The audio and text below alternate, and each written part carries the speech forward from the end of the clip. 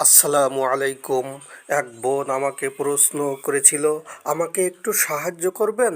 আমি খুবই অসহায়, বিষণ্ণতায় ক্লান্ত হয়ে পড়েছি। আমি কান্না পর্যন্ত থামাতে পারছি না।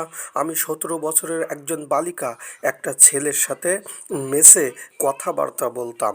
একটা সময় ওই ছেলের সাথে আবেগে জড়িয়ে পড়ি, তার সাথে সম্পর্কে আটকে যাই, কিন্তু এখন খুবই অস্থির হয়ে পড়েছি। আর যেসব ঘটনা ঘটেছে সেগুলোর জন্য আমি তওবা করছি। আমি গত বছর তার সাথে সাক্ষাৎ করেছিলাম, তার সাথে শারীরিক সম্পর্ক সহ অন্যান্য জিনিসও ঘটেছিল। জানি আমি খুব খারাপ হয়ে গেছি, তাই আল্লাহর কাছে ক্ষমা চাই। জানি এই পৃথিবীটা খুবই স্বল্প সময়ের, এই ক্ষণিকের পৃথিবীতে অবাধ্যতার কারণে আমি চাই না জাহান্নামে প্রবেশ করি। আমি জানি এই লোকের সাথে আমার কোনো ভবিষ্যৎ নেই, কিন্তু তবু কেন তাকে বারবার অনুভব করি। যদিও সে আমাকে তার আসল খারাপ চেহারাটাও দেখিয়েছে, এমনকি সে আমাকে এও বলেছে, আমি আর তোমাকে ভালোবাসি না। আমি মনে করি কেবল ইসলামই আমাকে এখন সুখের দরজাটা দেখিয়ে দিতে পারে। আমি নিয়মিত ধর্ম পালনকারী মুসলিম না, প্রচুর পাপও করেছি। আমার জন্য কি আর কোনো আশা অবশিষ্ট আছে? আমাকে সহায়তা করুন ভাই। এই প্রশ্নের জবাবে আমি বলবো ফাহশা, নির্লজ্জ, বেহায়াপনা, লজ্জাহীনতাকে একটা সর্বোচ্চ পাপ হিসেবে বলা হয়েছে। এটা প্রকৃতই একটা বড় ব্যাপার। আমার দৃষ্টিতে আজকের যুগে পিতামাতার অবাধ্যতার পরে এই কাজটি যুবক যুবতীরা সবচেয়ে বেশি করে থাকে। এর শুরু হয়ে থাকে প্রযুক্তি দিয়ে, সেটা হতে পারে mobile, Facebook, Messenger, WhatsApp, Twitter, email এবং ইন্টারনেটের পর্নোগ্রাফি। এগুলো দিয়ে প্রথমে শুরু হয়ে এর বাস্তবিক রূপ ধারণ করে শারীরিক সম্পর্কের মতো বড় নির্লজ্জ, নিকৃষ্ট কর্মে। এটা মুসলিম অমুসলিম নির্বিশেষে সবার ক্ষেত্রেই হয়ে থাকে। বোনের প্রশ্নটির দিকে আগে আসি, কোনো আশা আছে কিনা, এবং এরপরে আমরা এসব সম্পর্কের বিপদাপদ, অন্যান্য কুফল নিয়ে বলবো। এই বোনের জন্য আশা আছে। আছে। আল্লাহ প্রত্যেক পাপীকেই বলেন, আশা হারিও না, নিরাশ হইও না। তিনি খুবই চমৎকার শব্দ বাক্য চয়নের মাধ্যমে বলেছেন, হে আমার বান্দারা, তোমরা যারা নিজেদের উপর জুলুম করেছ, আল্লাহর সীমারেখার বিরুদ্ধে গিয়ে, তারা আল্লাহর রহমত থেকে নিরাশ হইও না। আল্লাহর তো সব গুনাহ মাফ করে দেন, নিশ্চয়ই তিনি পরম ক্ষমাশীল, অসীম দয়ালু। সূরা জুমার 53 নং আয়াত।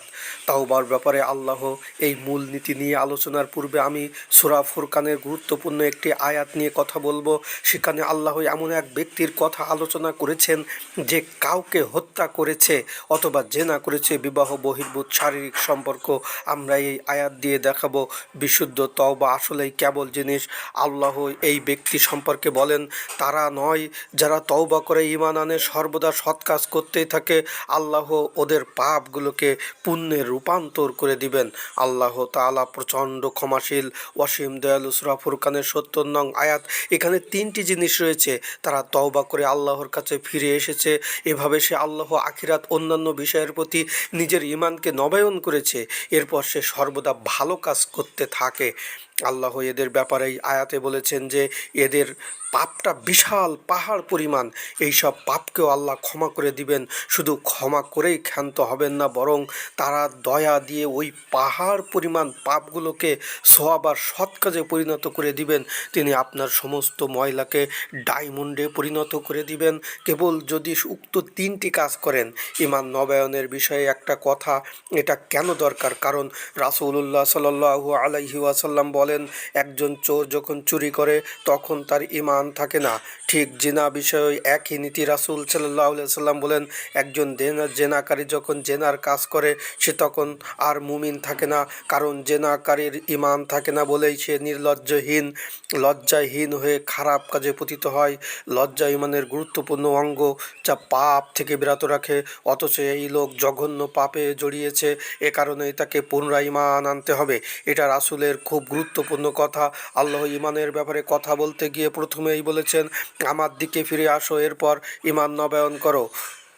এখানে আরেকটা গুরুত্বপূর্ণ বিষয় তুলে ধরা হয়েছে, সেটা হলো, যেহেতু একজন জঘন্য পাপ কারীর পাপে রত থাকা অবস্থায় ঈমান থাকে না, তাই সে যদি এরূপ অবস্থায় মারা যায় তাহলে সে মহা বিপদের মাঝে অবস্থান করেছে।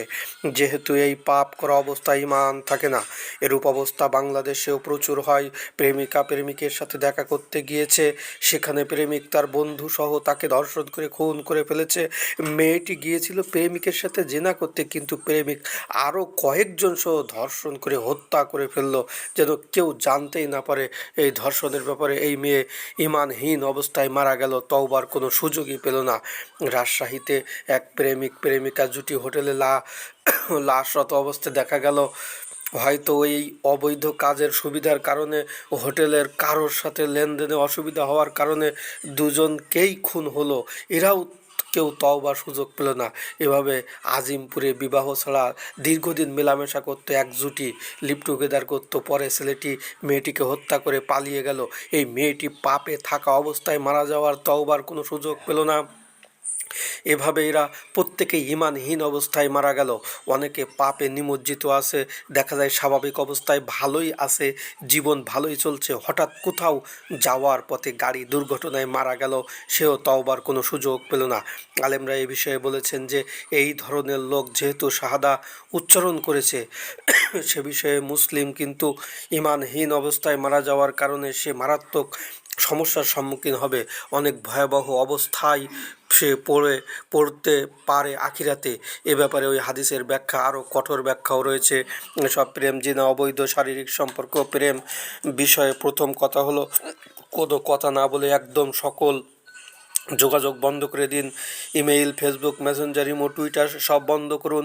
এখনই যেন কোনো ধরনের যোগাযোগের সুযোগ না থাকে। আল্লাহর বিরুদ্ধে গিয়ে কারো কোনো কথা শোনার দরকার নেই। আল্লাহর অবাধ্যতায় কোনো ওয়াদা নেই, প্রতিজ্ঞা নেই। পাপ থেকে বিরত হন আগে।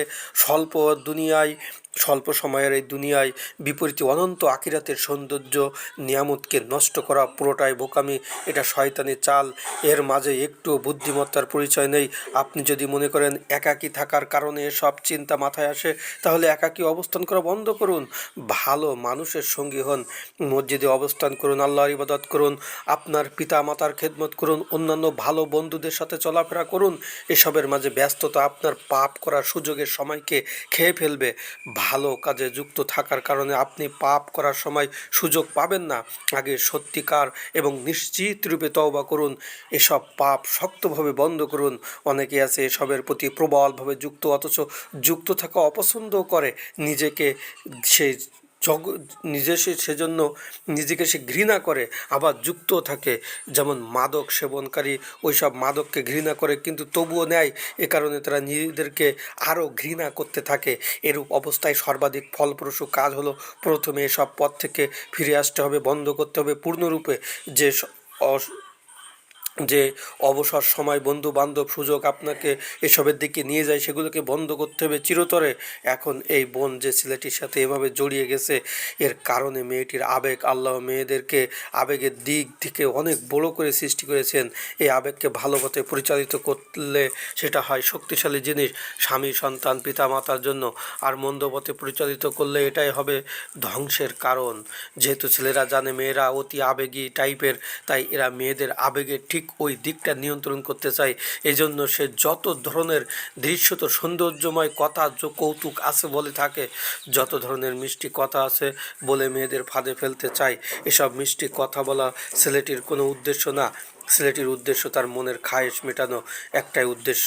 আপনি আবেগে ঘায়েল মানে আপনি দুর্বল, এবং ছেলেটি শিকারীর ভূমিকায় হামলার জন্য প্রস্তুত। এরপর হামলার পর আপনি অক্ষত থাকবেন না, তখন যন্ত্রণা, অসুস্থতা শুরু হয়। এভাবে ছেলেটির অসৎ উদ্দেশ্য বাস্তবায়নের পর তার কাছে আপনি এক টুকরো মাংসের ছাড়া আর কিছুই না। দূর হওয়া আমার থেকে, আমি তোকে আর ভালোবাসি না, অন্য কাউকে বিয়ে কর। অবৈধ সম্পর্কের ক্ষেত্রে ছেলেদের মনস্তত্ত্ব, সাইকোলজি এটাই। আপনি এই সম্পর্কে আবেগে জড়িয়ে পড়েছেন, ছেলেটিও তার আসল চেহারা দেখিয়ে দিয়েছে। এখন সমাধান হলো আপনি তার থেকে পূর্ণরূপে ফিরে আসুন, বন্ধ করুন পাপের খেলা, পরিপূর্ণভাবে আল্লাহর কাছে তওবা করুন, দিন শিখতে শুরু করুন, আল্লাহর ইবাদতে মগ্ন হন, ভালো কাজে আপনার পুরো সময়টা ব্যয় করুন। আমি জানি আপনি অনেক কান্নাকাটি করছেন, কিন্তু এই কান্নাকাটি ওই ছেলের জন্য না করে আল্লাহর কাছে তওবার জন্য করুন। ওই ছেলের জন্য কান্না আপনার কোনো কাজে আসবে না, আল্লাহর জন্য আল্লাহর কাছে কান্নাকাটি করে বিশুদ্ধ তওবা করুন। আল্লাহ সর্বাধিক ভালোবাসেন ওই ব্যক্তিকে যে চোখের অশ্রু ফেলে তওবা করে। এই কান্না ভেজা চোখ আল্লাহর কাছে অধিক প্রিয়, অধিক ভালোবাসার। আল্লাহ তাআলা আমাদের এই পার্থিব জীবনে এই জঘন্য কাজ বোঝার তৌফিক দান করুন, তওবা করে ভালো কাজ করার তৌফিক দান করুন। আল্লাহুম্মা আমিন।